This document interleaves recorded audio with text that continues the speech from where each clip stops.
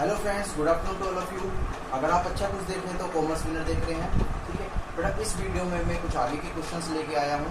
15 तक हमने कवर कर लिए थे, लेकिन अब देखो 16 में क्या कवर करने वाले हैं, ठीक है। ध्यान से देखो, करंट यानी कि क्विक एसेट्स दे रखी है आपको 1,50,000। ध्यान से, ये बेटा एक तरह से करंट एसेट्स ही होती है, लेकिन अगर इसमें स्टॉक और प्रीपेड का बैलेंस नहीं होता तो इसको क्विक एसेट्स बोल देते हैं। ध्यान से, हमारी जो करंट एसेट्स हैं उसमें से कुछ करंट एसेट्स ऐसी भी हैं जो क्विक एसेट्स होती हैं, जो जल्दी से कन्वर्ट हो जाती है कैश के अंदर, ठीक है। लेकिन स्टॉक और प्रीपेड एक्सपेंसेस को छोड़कर हमारी जितनी भी एसेट्स होती हैं करंट वाली, वो क्विक एसेट्स बोली जाती हैं, ठीक है। तो आपको क्वेश्चन में क्विक एसेट्स दे रखा है, इन्वेंट्री स्टॉक, या तो इन्वेंट्री बोल लो या स्टॉक बोल लो, बात एक ही है, मैं बता चुका हूँ। Prepaid expenses is also given in this question 10,000 rupees. Working capital भी दे रखा है 1,20,000 रुपीज। क्वेश्चंस की रिक्वायरमेंट है कि आप उसको करंट रेशो कैलकुलेट करके दें। तो मुझे आप एक बात बताइएगा, करंट रेशो कैसे कैलकुलेट करेंगे? How to calculate the current ratio? Current assets divide by current liabilities. ये बात समझ में आती है? तो आपको केवल करंट एसेट्स चाहिएगी और करंट लायबिलिटीज की जरूरत है। क्वेश्चन में हमारे पास कोई भी ऐसी इंफॉर्मेशन नहीं दे रखी कि जिससे डायरेक्ट करंट एसेट्स से करंट लायबिलिटीज निकल जाए, लेकिन हमें कैलकुलेट करनी पड़ेगी। तो किस तरह से करते हैं, ध्यान से देखते हैं। Compute current assets. क्वेश्चन में आपको क्विक एसेट्स दे रखी है, ठीक है। मैंने आपको बताया था ये हमारी एक तरह से वे करंट एसेट्स होती हैं जिनके अंदर स्टॉक और प्रीपेड ऐड नहीं होता। अगर हम इसके क्विक एसेट्स में स्टॉक एंड प्रीपेड एक्सपेंसेस को ऐड करते हैं तो हमारे पास बैलेंस आ जाता है करंट एसेट्स का। तो यही तो हुआ। क्विक एसेट्स 1,50,000 दे रखी है, stock and inventory 40,000, prepaid expenses 10,000। तो टोटल हमारे पास करंट एसेट्स की वैल्यू आ जाती है 2 lakh rupees. How much? 2 lakh rupees. Clear है? तो एक रिक्वायरमेंट हमारी यहाँ पूरी हो गई, लेकिन हमें क्वेश्चन में करंट लायबिलिटीज भी तो चाहिए। तो करंट लायबिलिटीज जब चाहिए तो उसका कैसे ट्रीटमेंट करेंगे, उसको भी कैलकुलेट करेंगे। क्वेश्चन में कोई भी ऐसी इंफॉर्मेशन नहीं है, लेकिन एक इंफॉर्मेशन हमको मिल गई, वर्किंग कैपिटल। और मैंने आपको बताया था लास्ट क्लास में कि जब भी वर्किंग कैपिटल आपको दे रखा हो तो किस तरह से हम उसका यूज करते हैं। तो ध्यान से देखते हैं, वर्किंग कैपिटल कैलकुलेट हुआ होगा करंट एसेट्स माइनस का करंट लायबिलिटीज। अब क्वेश्चन में आपको वर्किंग कैपिटल दे रखी है, करंट एसेट्स की इंफॉर्मेशन यहाँ से ले ली और करंट लायबिलिटी हमें क्वेश्चन में नहीं दी। तो हम क्या करेंगे, वही बेटा फॉर्मूला बचपन का, जब ये इजिकल टू से इधर आएगा तो प्लस में हो जाएगा। 2 लाख का 2 लाख रहा, ये प्लस का है तो इधर जब क्या हो जाएगा, माइनस का। तो we get the answer of current liabilities 80,000 rupees. बस दोनों हमें नीड्स पूरी हो गई, और इसकी हेल्प से हम क्या कैलकुलेट कर पाएंगे, current ratio. 2 lakh divide by 80 is equal to what, 2.5:1। This is your question number 16। अगर इसमें कोई भी डाउट हो तो बेटा मुझे कमेंट्स में जरूर बताना, मैं उसका रिप्लाई जरूर करूंगा, ठीक है। ध्यान से फिर से सुन ले इस बात को। क्विक एसेट्स जो होती है वो एक तरह से हमारी करंट एसेट्स ही होती हैं, लेकिन इनमें बस 2 एसेट्स को हम कंसिडर नहीं करते। कौन कौन सी? स्टॉक इन ट्रेड या इन्वेंट्री या स्टॉक, एक ही बात है। और प्रीपेड एक्सपेंसेस, प्रीपेड एक्सपेंसेस, ये बात समझ में आती है। नेक्स्ट क्वेश्चन की तरफ चलते हैं। Please copy and take a screenshot. बेटा नेक्स्ट क्वेश्चन से देखते हैं। बेटा 17 मैंने आपको आपके होमवर्क के लिए दिया है, आप उसे कुछ कर सकते हैं, लेकिन मैंने क्वेश्चन नंबर 18 सेलेक्ट किया है कराने की, क्योंकि आपको हो सकता है इसमें प्रॉब्लम हो जाए। तो कर लेते हैं calculate. Working capital is given in this question, total dept is also given, but total dept means क्या होता है पहले ये समझ लेना चाहिए। टोटल डेप्ट का मतलब है कि टोटल जितना बिजनेस के पास कर्जा है, यानी कि बाहर से उन्होंने पैसा अरेंज कर रखा है। डेप्ट जो है इसमें शॉर्ट टर्म भी होगा जिसे हम करंट लायबिलिटीज के नाम से जानते हैं, और इसमें लॉन्ग टर्म भी होगा, ठीक है। और यदि हम टोटल डेप्ट में से लॉन्ग टर्म अगर हटा देते हैं तो हमारे पास क्या बचता है, करंट। मैंने आपको ये पहले भी एक्सप्लेन करके बता चुका हूँ।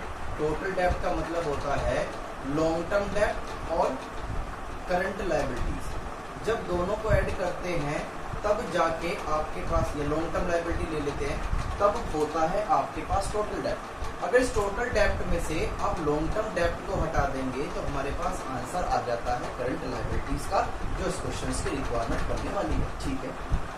ओ माय गॉड, क्वेश्चन में आपके लॉन्ग टर्म ऑलरेडी दे रखा है, तो ध्यान से, बहुत अच्छे कर्म करे हैं आपने, बहुत अच्छा नसीब है जो इस तरह के क्वेश्चन देखने के लिए मिला। ओ सर, तो टोटल डेप्ट में से लॉन्ग टर्म को अगर हम हटा देंगे तो हमारे पास तो करंट लायबिलिटी आ जाएगा। अगर आप ऐसा सोच रहे हैं तो बहुत अच्छा सोच, ठीक है। साथ में इन्वेंट्री, सर ये क्या होता है, फिर बता चुका हूँ, स्टॉक इन्वेंट्री एक ही बात है। तो ये इन्वेंट्रीज 180 की दे रखी है, लेकिन यहाँ पर क्वेश्चन ने आपसे लिक्विड रेशियो पूछा है। अच्छा मुझे बताओ, अगर यहाँ क्विक रेशियो पूछता, ओ सर क्या हो गया, नाम ही तो बदल। अच्छा ये बताओ, अगर एसिड टेस्ट रेशियो पूछता, ओ सर नाम ही तो बदल। हाँ बेटा, मैं यही बताना चाह रहा हूँ, नाम कुछ भी हो, क्विक हो, लिक्विड हो, एसिड टेस्ट रेशियो हो, बात एक ही है। Okay, quick assets divide by current liabilities, this is the formula to compute of liquid ratio. ये बात हम अच्छी तरीके से जानते हैं। ठीक है, तो क्वेश्चन में सबसे पहले हमें क्या कैलकुलेट करना है। अब यहाँ पर क्विक एसेट्स और करंट लायबिलिटी है, तो फोकस देखो किस पर, कैलकुलेट तो दोनों करने हैं, पर ये देखो कि सबसे पहले आप क्या कैलकुलेट कर सकते हो। मैंने आपको बताया था टोटल डेप्ट में लॉन्ग टर्म लायबिलिटी प्लस का करंट लायबिलिटीज। ओहो, तो क्वेश्चन में ऑलरेडी आपको लॉन्ग टर्म यानी कि लॉन्ग टर्म लायबिलिटीज दे रखी है, या लॉन्ग टर्म डेप्ट बोलते, क्या दे रखा है, लॉन्ग टर्म डेप्ट यानी कि लॉन्ग टर्म लायबिलिटीज। तो आप क्या करोगे, टोटल डेप्ट में से लॉन्ग टर्म लायबिलिटीज को, लॉन्ग टर्म डेप्ट को क्या कर दोगे, लेस कर दोगे, तो हमारे पास क्या आ जाएगा, करंट लायबिलिटीज। क्या आ जाएगा, करंट लायबिलिटीज। तो हमने करंट लायबिलिटीज कैलकुलेट करी और उसको यहाँ पर किया। ठीक है, फिर क्वेश्चन में और क्या रिक्वायरमेंट है, अब क्विक एसेट्स चाहिए। ठीक है, यहाँ पर हमें पता ही नहीं कि क्या चीज कैलकुलेट कर सकते हैं, तो ध्यान से, वर्किंग कैपिटल दे रखी है तो लग जाओ भैया फॉर्मूले। वर्किंग कैपिटल कैलकुलेट की जाती है करंट एसेट्स माइनस का करंट लायबिलिटीज। क्वेश्चन में वर्किंग कैपिटल हमें दे रखी है, करंट एसेट्स हमारे पास नहीं है, माइनस का करंट लायबिलिटी हमें दे रखी है। तो इसको हम इधर ले जाएंगे तो प्लस में हो जाएगा, तो हमारे पास वैल्यू आ गई करंट एसेट्स की। लेकिन ध्यान से, इस क्वेश्चन में क्विक रेशियो पूछा है, लिक्विड रेशियो पूछा है, एसिड टेस्ट रेशियो पूछा है, वहां पर करंट रेशियो की रिक्वायरमेंट नहीं, क्विक एसेट्स की रिक्वायरमेंट होती है कंप्यूट टू लिक्विड रेशियो। ठीक है, तो सर अब क्या करेंगे, तो ध्यान से बेटा अब क्या करते हैं, क्विक एसेट्स को कैलकुलेट करेंगे किस तरीके से। करंट एसेट्स दे रखी है आपको, जो कैलकुलेट होगा ये 5,40,000। ठीक है, अगर इसमें से हम स्टॉक, या जिसको हम इन्वेंट्री बोलते हैं, मैंने आपको वही तो बताया था, करंट एसेट्स में से अगर स्टॉक और आप प्रीपेड एक्सपेंसेस लेस कर देते हो तो आपके पास क्विक एसेट्स आती है। सर तो प्रीपेड क्यों नहीं लेस करा, बेटा जब क्वेश्चन में क्विक प्रीपेड एक्सपेंसेस दे भी रखा तो क्या घर से ला के डालूं, नहीं डाल सकते, तो जो लिखा नहीं वो दिखा नहीं। ठीक है, तो करंट एसेट्स में से स्टॉक हमने क्या कर दिया, लेस कर दिया, और हमारे पास इंफॉर्मेशन आ गई क्विक एसेट्स की।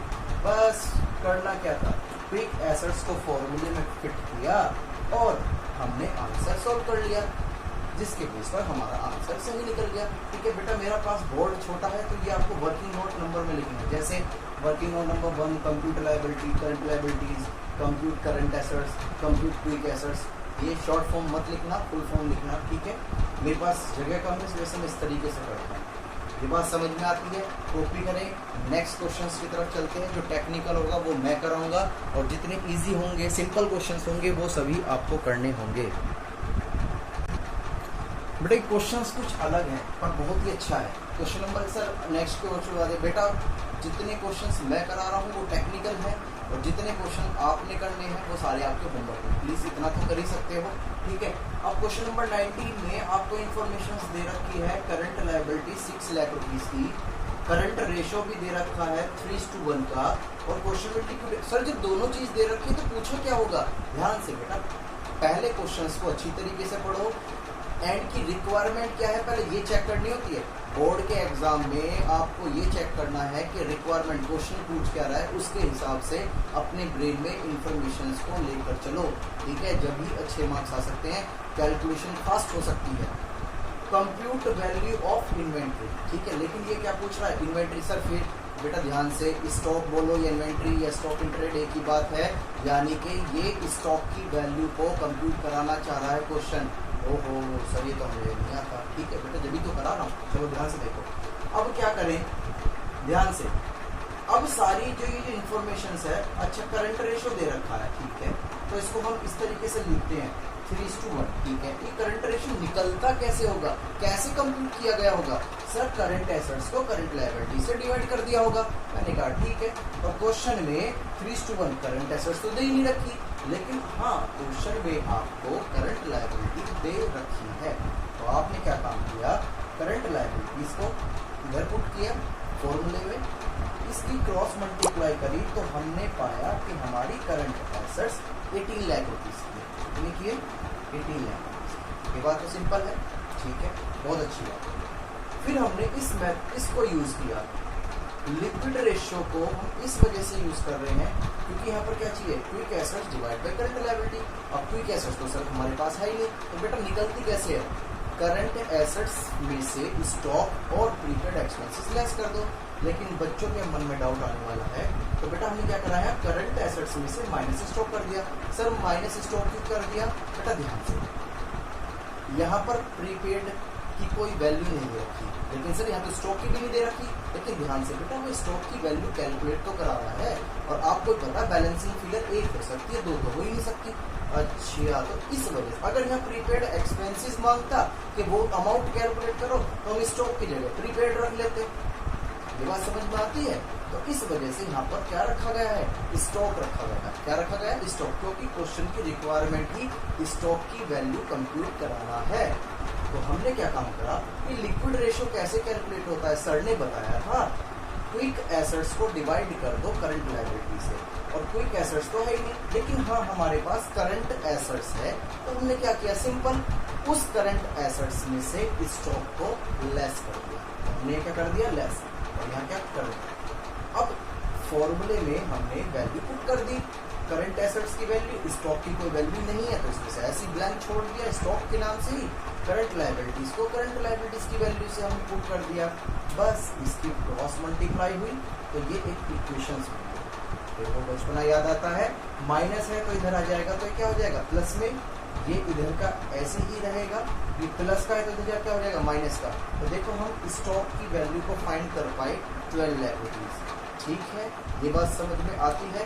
ध्यान से दोबारा सुन लेना, यहाँ पर स्टॉक प्रीपेड माइनस इस वजह से नहीं किया क्योंकि यहाँ स्टॉक कैलकुलेट करना है, और बैलेंसिंग फिगर अगर कुछ निकल सकती है वो एक ही निकल सकती है, इस वजह से हमने यहाँ पर प्रीपेड नहीं लिया।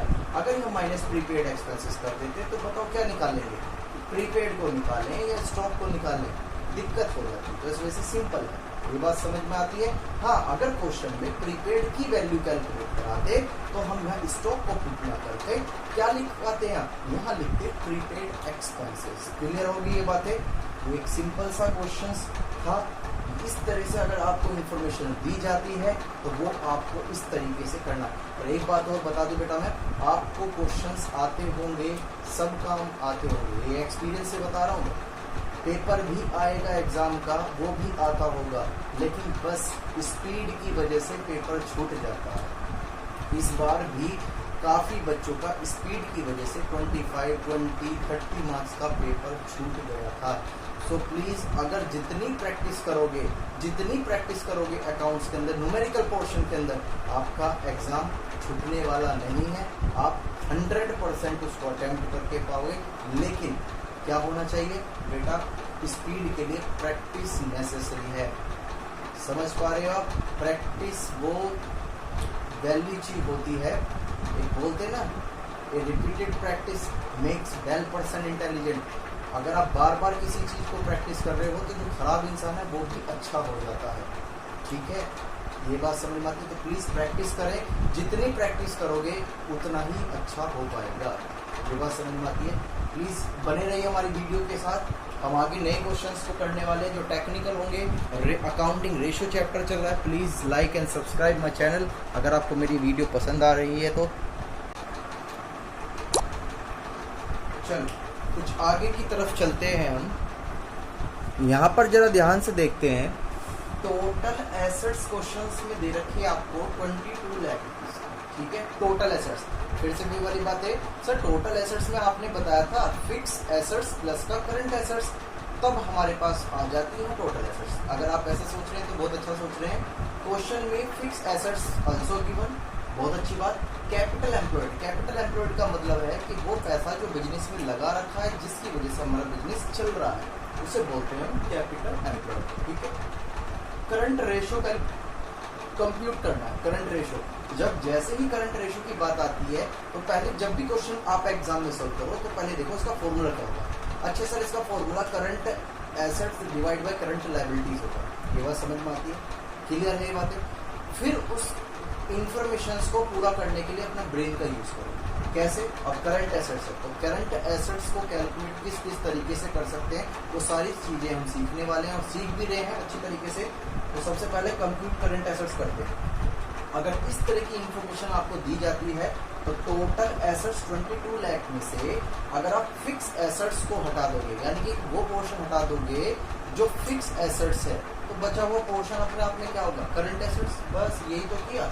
फिर इसको हमने यहाँ पर फॉर्मूले में कर दिया। अब क्वेश्चन में किस चीज की आपको जरूरत पड़ रही है? करंट लायबिलिटी की। अब चेक करो करंट लायबिलिटीज किस तरीके से कैलकुलेट की जा सकती है। यहाँ क्वेश्चंस को देखकर कुछ समझ में नहीं आ रहा बच्चों को, ठीक है, तो मैं बताता हूँ। मैंने आपको बचपन में एक बात बताई थी, अब टोटल एसेट्स के बराबर ही होती है टोटल लायबिलिटीज। बैलेंस शीट जब हम प्रिपेयर करते थे फाइनल अकाउंट में, तो उसमें जो बैलेंस शीट हमारी मैच होती थी तो वो क्या रिप्रेजेंट करती थी? वो रिप्रेजेंट करती थी जितनी आपकी टोटल एसेट्स होंगी उतनी ही आपकी टोटल लायबिलिटी होंगी, ठीक है। और फिर से वही वाली बातें, टोटल लायबिलिटीज कब बनती हैं? जब उसमें कुछ लॉन्ग टर्म लायबिलिटीज हैं जिनकी पेमेंट 1 साल के बाद करनी है, कुछ करंट लायबिलिटीज हैं जिनकी पेमेंट हमें विद इन 1 ईयर पे करनी होती है, तब जाके दोनों को मिलाकर बनती है टोटल लायबिलिटी।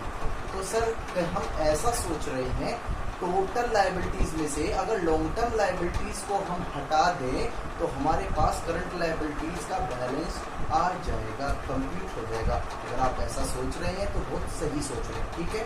तो compute current liabilities total assets में से, ये टोटल एसेट्स मैंने इस वजह से लिखी है क्योंकि टोटल एसेट्स जितनी होंगी उतनी ही टोटल लायबिलिटी होंगी, ठीक है। तो टोटल लायबिलिटीज में से हमने कैपिटल एम्प्लॉयड से कैपिटल एम्प्लॉयड क्यों घटाया? ध्यान से, कैपिटल एम्प्लॉयड एक तरह से आपकी लॉन्ग टर्म लायबिलिटीज है। क्या है? लॉन्ग टर्म लायबिलिटीज, ठीक।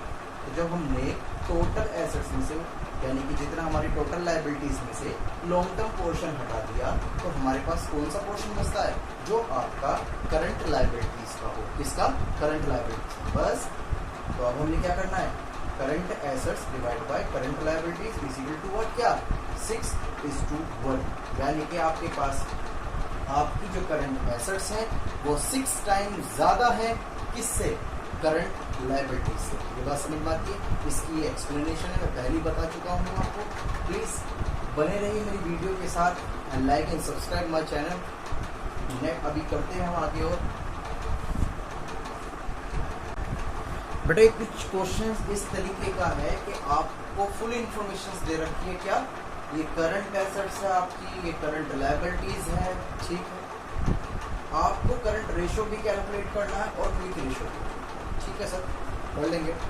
क्योंकि मैंने आपको बताया था जैसे ही आपके क्वेश्चंस की रिक्वायरमेंट होती है कि ये कैलकुलेट करो, जैसे क्विक करंट रेशो कैलकुलेट करा रहा है तो आपको दिमाग में आना चाहिए सर करंट रेशो के लिए करंट एसेट्स और करंट लायबिलिटीज का होना जरूरी है, क्विक रेशो के लिए क्विक एसेट्स का और करंट लायबिलिटीज का होना जरूरी है, ठीक है। तो अब देख लेते हैं current assets divide by current liability. Question में चेक करते हैं पहले करंट एसेट्स को। ध्यान से देखो, कैश भी हमारी करंट एसेट्स होती है, डेटर्स भी, बिल रिसीवेबल भी, मार्केटेबल सिक्योरिटी जो शॉर्ट टर्म के लिए पैसा लगाया जाता है, और ये स्टॉक या इन्वेंट्री भी। जब इन सबको हम टोटल करेंगे तो हमारे पास वैल्यू आ जाएगी करंट एसेट्स की। ये मैं आपको फर्स्ट वीडियो में बता चुका हूँ अच्छी तरीके से। जिसने नहीं देखा है वो प्लीज मेरी फर्स्ट वीडियो देखे प्लेलिस्ट में जाके, ठीक। वो क्या है उसमें मैंने बता रखा है करंट एसेट्स में क्या आएगा और करंट लायबिलिटीज में आपको क्या करना पड़ेगा, ठीक। और करंट लायबिलिटीज में देखो क्रेडिटर भी हमारी करंट लायबिलिटीज होती है, बिल पेबल भी, और ये शॉर्ट टर्म बोरोइंग लिखा हुआ है यानी कि जिसकी पेमेंट हमको विद इन 1 ईयर के अंदर अंदर पेमेंट करनी है। तो कोई भी ऐसी पेमेंट है, कोई भी ऐसी रिक्वायरमेंट जो विद इन 1 ईयर के अंदर अंदर आपको पेमेंट करनी है, इसको करंट लायबिलिटीज क्या बोला जाता है? इसको करंट लायबिलिटीज।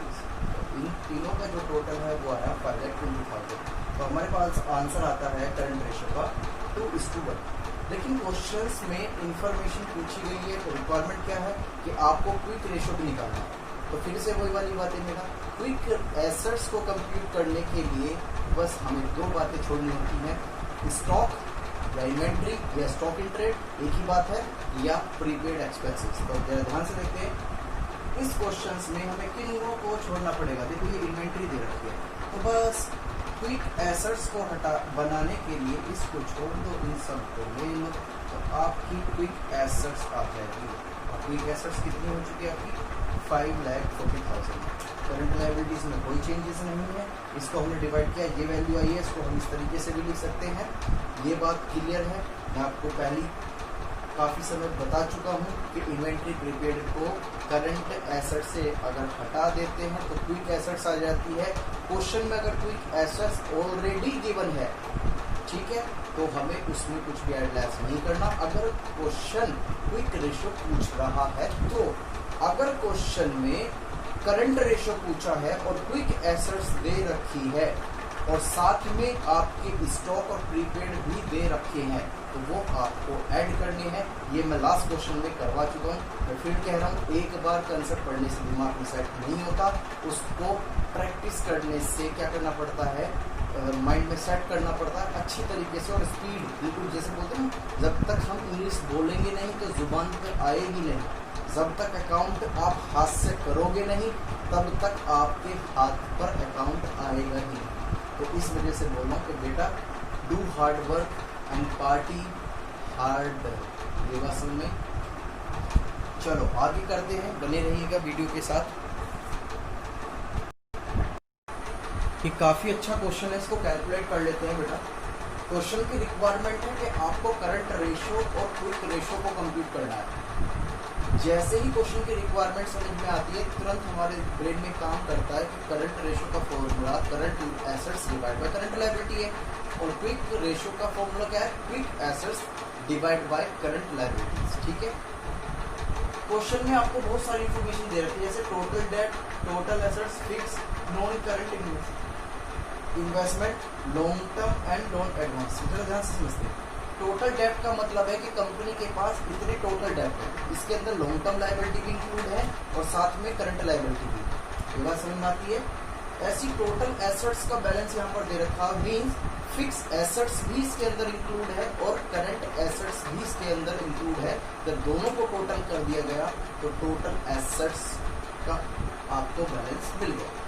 अब क्वेश्चन में सेपरेट आपको फिक्स एसेट्स दे रखी है और क्वेश्चन में दे रखा है, देखो पागल बनाने के लिए नॉन करंट इन्वेस्टमेंट। बट अगर यहाँ नॉन वर्ड यूज नहीं होता तो ये करंट एसेट्स ट्रीट किया जाता है, लेकिन यहाँ लिखा हुआ नॉन, यानी कि ये करंट एसेट्स नहीं है। तो ये कौन सी है, ये है आपकी फिक्स एसेट्स।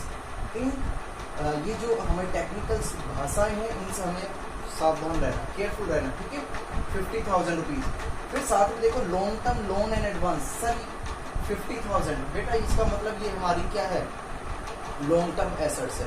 सर ये एसेट्स कैसे समझ में होते हैं और लॉन्ग टर्म क्यों, बेटा लॉन्ग टर्म तो इस वजह से क्योंकि लॉन्ग टर्म लिखा हुआ है। सर ये हमारी एसेट्स क्यों है, हमें समझ में नहीं आया, ध्यान से बेटा। लोन एडवांस ये आपने लिया नहीं है, लोन का मतलब हमेशा ये ही नहीं होता कि आपने लिया है तो वो तो आपकी लायबिलिटी हो जाएगी। जब भी लोन के साथ एडवांस वर्ड जुड़ जाए तो इसका मतलब आपने किसी को पैसा एडवांस में दिया है, ठीक है। तो जब ऐसी सिचुएशन आती है वो कहलाती है हमारी क्या, एसेट्स। अगर यहाँ पर लॉन्ग टर्म लिखा हुआ है तो लॉन्ग टर्म है, शॉर्ट टर्म होता तो करंट एसेट्स ट्रीट की जाती है। जो क्वेश्चन कहेगा, क्वेश्चन माई बाप है, आप उससे बाहर नहीं जा सकते, क्लियर। 50,000 क्वेश्चन में आपको लॉन्ग टर्म बोरिंग दे रखा है, यानी कि जिसकी पेमेंट हमें मोर देन 1 ईयर के बाद करनी है। लॉन्ग टर्म प्रोविजन, कोई एस्टिमेट लगाना प्रोविजन कहलाता है। जब हम किसी चीज़ का एस्टिमेट लगाते हैं तो उसे क्या बोलते हैं, प्रोविजन। वो भी लॉन्ग टर्म है तो वो भी हमारी तरफ से लायबिलिटीज है, ठीक। इन्वेंट्रीज है, ठीक है, जो स्टॉक है हमारा, और साथ में प्रीपेड एक्सपेंसेस भी। अब क्वेश्चन में निकालना क्या है, मैंने क्यों क्वेश्चन दिया है, करंट रेशियो की रिक्वायरमेंट होती है करंट एसेट्स और करंट लायबिलिटीज। तो करंट एसेट्स को निकालने के लिए क्या करें, जब आपको टोटल एसेट्स दे रखी है तो इसमें से वो पोर्शन हटा दें जो लॉन्ग टर्म है, यानी कि जो आपकी फिक्स एसेट्स है। हाँ सर यही करते हुए आ रहे हैं। तो बस जैसे ही आपने टोटल एसेट्स में से फिक्स एसेट्स को लेस कर दिया, आपके पास बैलेंस आ जाएगा करंट एसेट्स का। तो आपने क्या किया, देखो ध्यान से, फिक्स एसेट्स को लेस कर दिया, जो ये वाली थी, साथ में नॉन करंट इन्वेस्टमेंट है, इसको भी लेस कर दिया। यहाँ पर नॉन लिखा हुआ है, इसमें से हमारी फिक्स एसेट्स है। साथ में ये लॉन्ग टर्म वर्ड जुड़ा हुआ है, लोन एडवांस। जब भी लोन के साथ एडवांस आएगा तो वो आपकी एसेट्स होगी, क्योंकि आपने लिया नहीं है, दिया है। ठीक है, तो ये आपकी जो आपकी लॉन्ग टर्म एसेट्स हैं यानी कि फिक्स एसेट्स हैं, वो आपने लेस कर दी, तो आपके पास जो बैलेंस आया वो आ गया करंट एसेट्स का। ठीक है, फॉर्मूले में तो अपना आप पुट कर लोगे, ये बस मेरी इंफॉर्मेशन थी। चलो मैं फिर भी वैसे बना देता हूँ। ये आपका 4 लाख आ गया। ठीक है, अब क्वेश्चन में हमें कैलकुलेट करनी है करंट लायबिलिटीज। अब करंट लायबिलिटी कैसे निकालेंगे? ध्यान से, टोटल डेप्ट दे रखा है। टोटल डेप्ट means long term liability plus का करंट लायबिलिटी। तो लॉन्ग टर्म लायबिलिटीज को हम क्या कर देंगे? हटा देंगे। लॉन्ग टर्म लायबिलिटीज कैसे पता चलेगा कि हमें सपने आने वाले? नहीं, देखो जिसके आगे लॉन्ग लिखा हुआ है, लॉन्ग ये लेस, लॉन्ग ये लेस। ठीक है, ये हमने लेस किया तो हमारे पास क्या आ गया? Current liabilities. फिर एक बार, अगर किसी बच्चे को ये प्रॉब्लम हो रही है करंट एसेट्स में क्या आता है, करंट लायबिलिटीज में क्या आता है, तो मेरी बेटा बस ये बात ध्यान में रखना, करंट एसेट्स को याद कर लो और करंट लायबिलिटीज को याद कर लो। अगर जो करंट एसेट्स आपने गिनी चुनी है वो याद कर लो, इसके अलावा जितनी भी एसेट्स हैं वो आपकी कौन सी हो जाएंगी? Fix assets. लेकिन आप जब करंट एसेट्स को भी याद नहीं करोगे तो आपको याद नहीं होगा कि आपकी कौन सी फिक्स एसेट्स है, कौन सी आपकी करंट एसेट्स है। ठीक इसी प्रकार लायबिलिटीज में भी यही रोल प्ले होता है। ठीक है, तो मेरी हम्बल रिक्वेस्ट है, थोड़ी सी मेहनत कर लो, घर पर रहो, सेफ रहो, पढ़ लो, प्लीज़ मान जाओ। टाइम ऐसे बीतता चला जाएगा, अभी कुछ फेस्टिवल आएंगे उसमें भी आप इग्नोर करोगे पढ़ाई को। ठीक है, तो मैं तो मामा के जा रही हूँ, मैं तो बुआ के जा रही हूँ या जा रहा हूँ। ठीक है, तो प्लीज़ बेटा पढ़ाई को वेस्ट ना करें, प्लीज़ हम्बल रिक्वेस्ट है, पढ़ लो, क्योंकि एग्ज़ाम आपके सही समय से होंगे। ठीक है, रिड्यूस जो होना था कोर्स वो हो चुका है, स्कूल कब ओपन होंगे किसी को कुछ पता नहीं है। क्लियर? तो लॉन्ग टर्म डेप्ट में से लेस करा तो हमारे पास क्या आ गई? Current liabilities. बस अब इस करंट लायबिलिटीज को हम यहाँ पुट कर देंगे तो हमारे पास आंसर आ गया 2:1। ठीक है, अब क्विक रेशो के लिए आपके पास करंट लायबिलिटी तो है लेकिन क्या नहीं है? Quick assets. तो फिर से वही बात बच्चे, ध्यान से किस तरीके से निकालेंगे? बस आपको क्या करना है, करंट एसेट्स का आपको बैलेंस दे रखा है और करंट एसेट्स ये टोटल करंट एसेट्स है जो बिजनेस के पास है, लेकिन हमें क्या चाहिए? Quick assets. ध्यान से चेक करो कहीं कोई ऐसी इंफॉर्मेशन तो नहीं करंट एसेट्स की जो हमें करंट एसेट्स में से लेस करनी पड़ जाए। किस चीज के लिए? क्विक एसेट्स को कंप्यूट करने के लिए। तो ध्यान से, करंट एसेट्स में से अगर हम इन्वेंट्री स्टॉक को लेस कर देते हैं और प्रीपेड को लेस कर देते हैं तो हमारे पास क्या आ जाता है? बैलेंस। हमारे पास बैलेंस आ जाता है क्विक एसेट्स का। तो आप क्विक एसेट्स इजीली तरीके से मैं उम्मीद करता हूँ कैलकुलेट कर पाओगे। कुछ नहीं करना, इस 4 लाख में से इन्वेंट्री और प्रीपेड को लेस कर देना है, जो भी बैलेंस आएगा वो आपका क्विक एसेट्स का होगा, उसको यहाँ पुट कर देना। तो करंट लायबिलिटी से जब आप उसको डिवाइड करोगे तो आपके पास आंसर आ जाएगा क्विक रेशो का। ठीक है, तो बेटा मैं उम्मीद करता हूँ कि आपको current ratio, quick assets, current assets, current liabilities ये आपको समझ में आ गए होंगे, क्योंकि हम नेक्स्ट वीडियो में एक नया फॉर्मूला लेके चलेंगे, उसके बेस पर नए क्वेश्चंस करेंगे। ठीक है, मैं उम्मीद करता हूँ कि इससे पहले जितने भी होमवर्क हो प्लीज़ कर लेना। अगर कोई डाउट हो तो मुझसे कमेंट में मैसेज कर देना, सर ये मुझे डाउट है, प्लीज़ मैं उसका रिप्लाई जरूर करूँगा। ठीक है, घर पर ही सुरक्षित रहिए और बस प्रैक्टिस ही एक सबसे बड़ा वेपन, सबसे बड़ा हथियार है, वेपन है आपके लिए कि जिससे कि आप 100% अटेम्प्ट कर पाएँ। वरना फिर बता रहा हूँ, अगर प्रैक्टिस नहीं होगी, क्वेश्चन पेपर आपको आता होगा, आपका छूट जाएगा, आपके पास कवर नहीं होने का। ये मैं इस अटेम्प्ट में देख पाया हूँ, क्वेश्चन आते हुए भी छूट गया। ठीक है, तो प्लीज़ कर लें और प्रैक्टिस पर ज़्यादा ध्यान दें। ठीक है, नेक्स्ट वीडियो में मिलते हैं। Bye bye and take care.